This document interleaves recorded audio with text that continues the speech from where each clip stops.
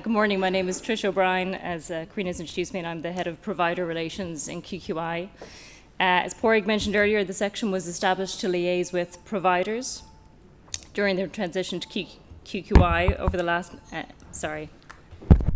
Padraig mentioned earlier, the section was established to liaise with providers during their transition to QQI. And over the last number of months, that engagement has largely been through representative organisations where they exist. As QQI is moving into the next stage of its development and towards policy and implementation, we're going to be reviewing how we can work with providers in the future across a number of fronts. We also hope to take the opportunity to facilitate groups of providers coming together to share practice on issues of common interest, of which there are many. The word provider is an interesting one. It comes from the 2012 Act, and it's not a word that all those operating in education and training would necessarily use in describing themselves. It disguises size and shape, public or private status, fields of learning, missions and ambitions, and important individual characteristics. And one of the roles of QQI as an external agency is to explore this balancing of the generic with the particular. And that's a theme I think that you'll see running through a number of the green papers that we're seeking your views on today and over the next period. Provider Relations section also has responsibility for establishing the committee structures for QQI that report to its board, and in conjunction with our colleagues in corporate and communications for coordinating consultation on policy and organisational developments.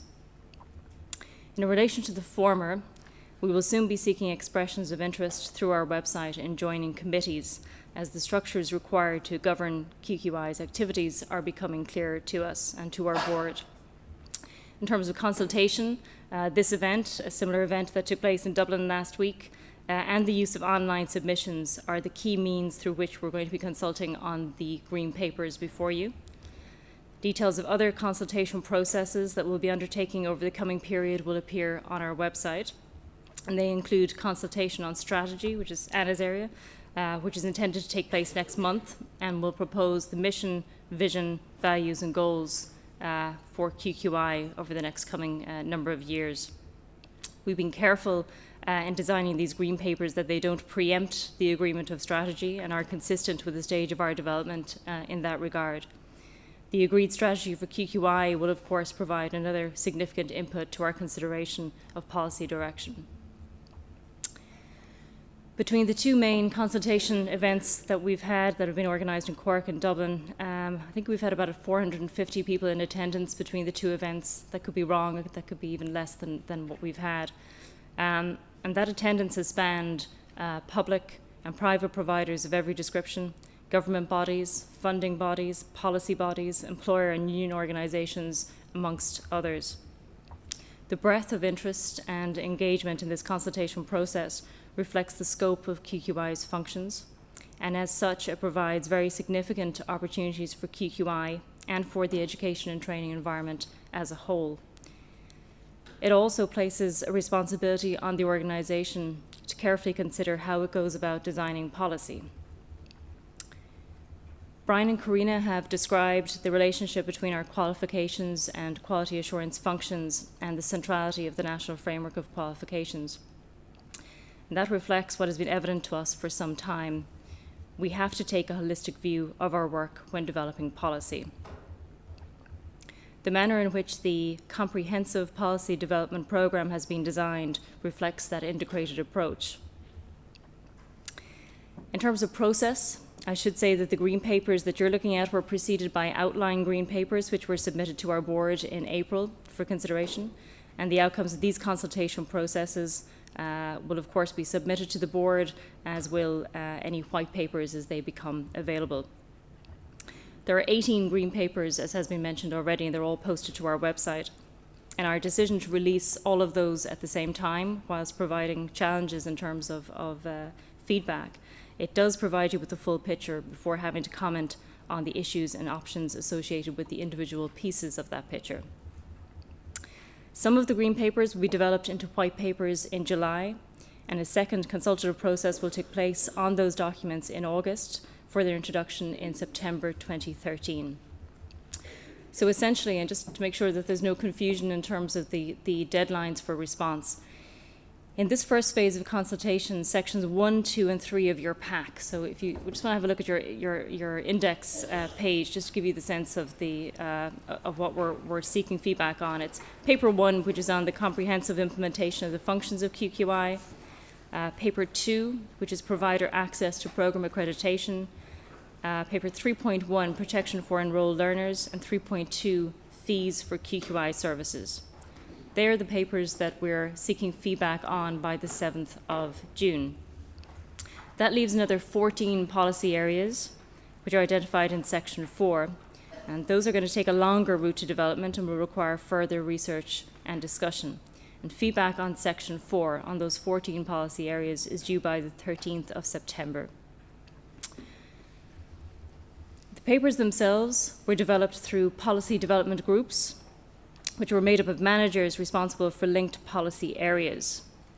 The thinking was that in that way, colleagues could benefit from interaction with each other on developing ideas and concepts, and could also understand better how policy areas connect together and apply, or otherwise, to further and higher education and training and English language provision. The policy development groups were made up of the following policy leaders and contributors. And there's a mix of names that some of which you'll be familiar with, others which you may not, but I think it's important to name all the policy leaders and writers and contributors to this process. So we had 4 different groups. In group 1, we had the policy provider access to program accreditation, which is led by Colette Harrison. Program accreditation was run by Roisin Sweeney. QA guidelines were devised by Orla Lynch and Walter Balfe. The International Education Mark paper was written by John O'Connor. The fees paper by Mary Sheridan. In a second group of linked policies, we had awards and standards, which was written by Peter Cullen, certification, which was Walter Balfe, recognition of qualifications within the NFQ, which was Peter Cullen and John O'Connor. And we had policy contributors to that group, which were Sue Hackett, Roisin Sweeney, Marie Gold, and Walter Balfe. In our third group, we had the suite of policies around access, transfer, and progression, including provision of information for learners and recognition of prior learning, all written by Adrena Wafer. Monitoring and dialogue, which is Angela Lampkin. And papers on risk and proportionality and protection for enrolled learners, written by Deirdre Stritch. Paper on data was written by Rona Dempsey. Joan Fogarty and Colette Harrison were policy contributors to the third group. And then in the final group was reviews. The reviews paper was written by Orla Lynch, with policy contributors Sue Hackett and Niamh Lenihan. We also had a policy coordination group, which was established to join up the outcomes from these various different policy development groups, and that was made up of Brian, Karina, and myself, with substantial support from Grania Cullen, our head of planning. The development of the Green Papers and the consultation process around them has been a significant collective effort on the part of the organisation.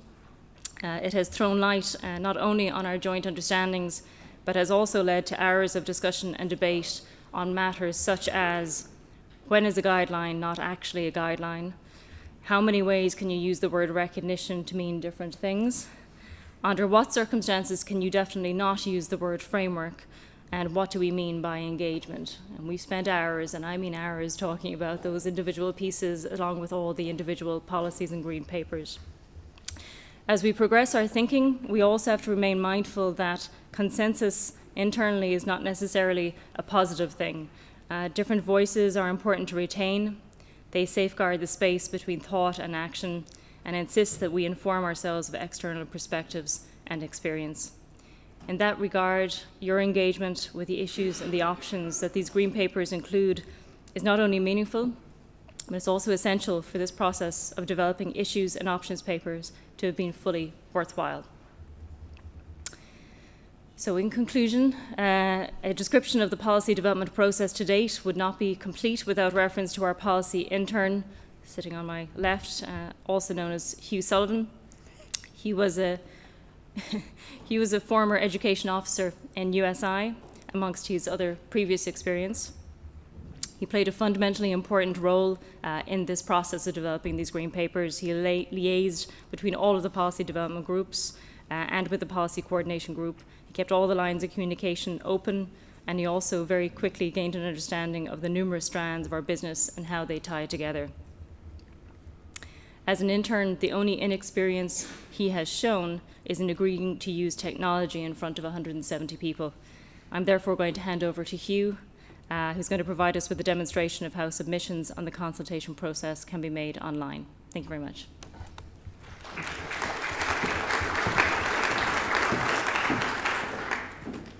Good morning.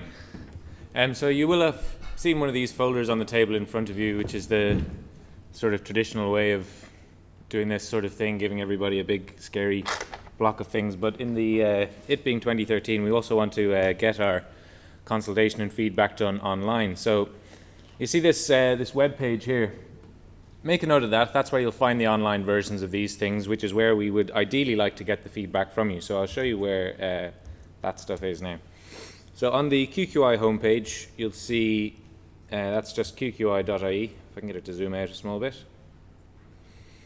That's what it looks like. So this window on consultation, you basically click on the word consultation and it'll bring you to a description of everything that was spoken about today and a list of links to these green papers. So if you want to provide feedback, so I'll take the first one as an example. If you oh yes, thanks. I'll just have to have a row with it for a moment and then it'll sort it out. Okay, so it'll open in your browser, but you're much better off saving a copy of it to your desktop or wherever it is you're going to use it from.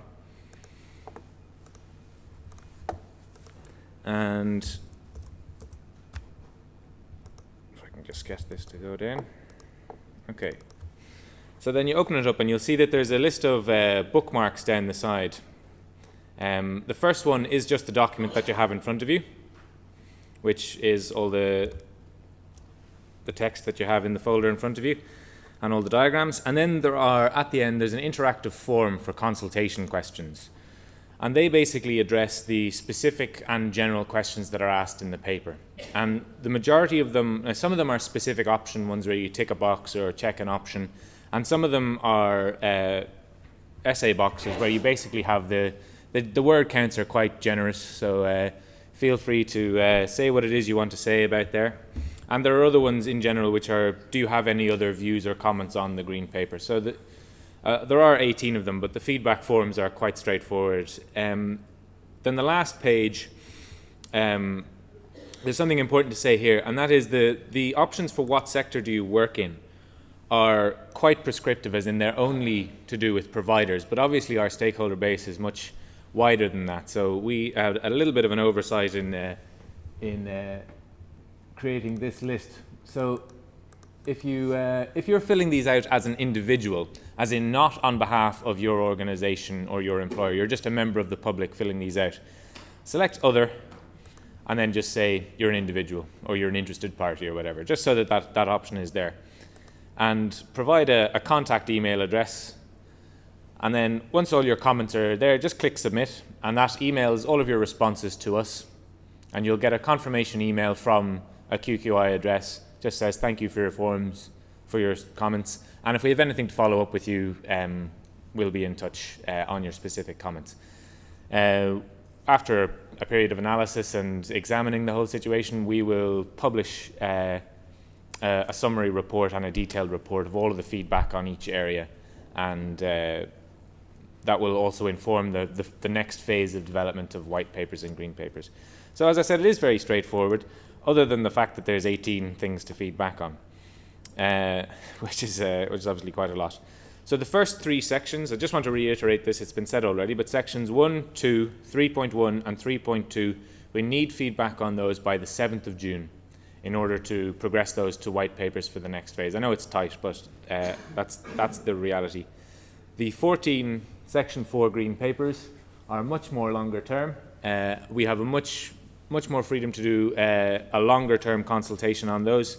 So those are due for the 13th of September. One more thing for the tech savvy is that there's an iPad app for those of you with iPads that makes this process quite simple, and you can download it from the link there as well. And it just means that the feedback forms can be done without using your browser on your iPad or whatever. It makes it a bit easier. That's it from me. So I'll go back to where we were on this.